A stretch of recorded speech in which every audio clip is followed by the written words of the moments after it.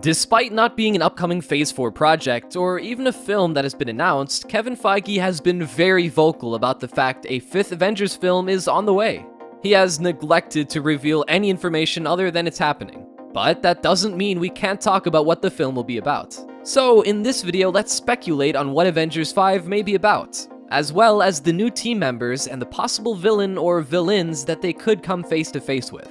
The multiverse saga has been set up as the main overarching story of Phase 4. We saw this take root in WandaVision, Loki, and What If, and we will see it continue in Spider-Man No Way Home, Doctor Strange in the Multiverse of Madness, and Ant-Man and the Wasp: Quantumania. But what are the odds that the multiverse saga doesn't actually end there? What if the current Phase 4 slate consists only of the first wave of the multiverse saga? What if there is a massive, universal, or should we say multiversal, scale conclusion to this story?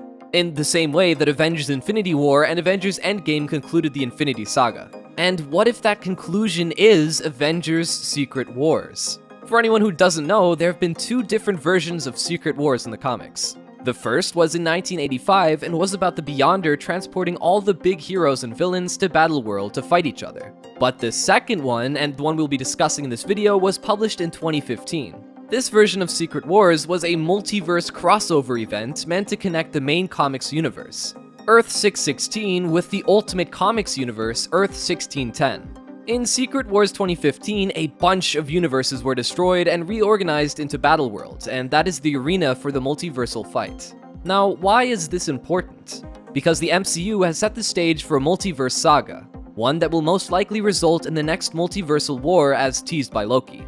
And with Kang the Conqueror now behind the scenes and other big villains being introduced, which we will talk about in a minute, it is likely that someone will be pulling the strings and playing games with our heroes. Also, Anthony and Joe Russo, the directors of Captain America: The Winter Soldier, Captain America: Civil War, Avengers: Infinity War, and Avengers: Endgame, have expressed interest in directing Secret Wars. Do you think they'll come back for the film, or will someone else take the reins? Let us know.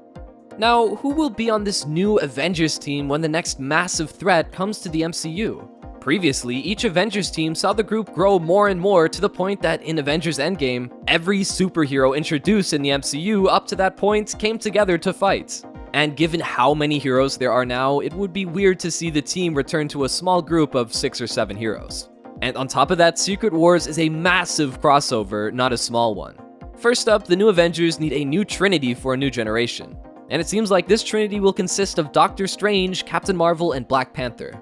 Now, addressing the issue of us not putting Spider-Man on the Trinity. The film rights to Spider-Man belong to Sony, and he's only in the MCU through a contract between both Sony and Disney. And while Spidey does seem to be important to the multiverse saga, Spider-Man can be pulled out of the MCU at any point should they choose not to sign a new contract, so it seems like Marvel won't keep him as a main Avenger.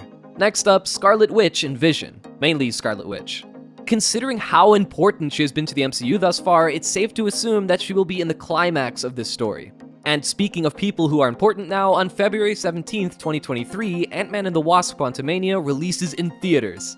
This film will bring back the duo to fight against Kang the Conqueror, played by Jonathan Majors, in what will almost certainly be a time travel story. There's a 0% chance that Ant-Man and the Wasp aren't in Avengers 5. Now, as for the 3 veteran Avengers that are still alive, what are the odds they appear? Each of them seems to be passing a torch to a new generation of heroes, but we'll see. As for newer heroes, Sam Wilson will probably appear as Captain America and step into a leadership role. Characters like Ms. Marvel, She-Hulk, Ironheart, and Moon Knight could also appear, and Shang-Chi is pretty much a guarantee given the ending of his movie.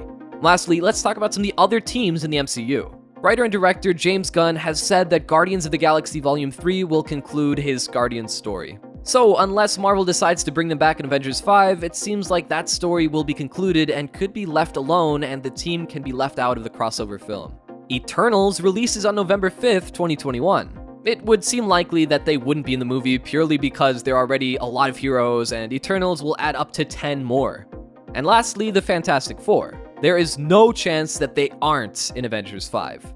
Marvel is choosing to reintroduce them in a couple years, making the group the first Fox property that Marvel is rebooting. And multiple Fantastic Four villains are prominent Secret Wars characters. And we'll talk about villains in a second. But real quick, let's recap the heroes since there's a lot of them. The team will probably consist of Doctor Strange, Captain Marvel, Black Panther, Scarlet Witch, Ant-Man, the Wasp, Captain America, Miss Marvel, Shang-Chi, the Fantastic Four, and probably Moon Knight, She-Hulk, and any other heroes that Marvel chooses to introduce soon. And the reason we left the Young Avengers off the list is because they will probably have their own threat separate from Secret Wars.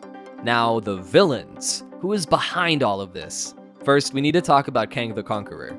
He Who Remains mentioned Kang's arrival in the final episode of Loki, and the character will be in Ant-Man and the Wasp: Quantumania, and maybe even Doctor Strange: The Multiverse of Madness. So it is very likely that Kang is behind the scenes of not just the next few films, but also the entire saga and Avengers 5.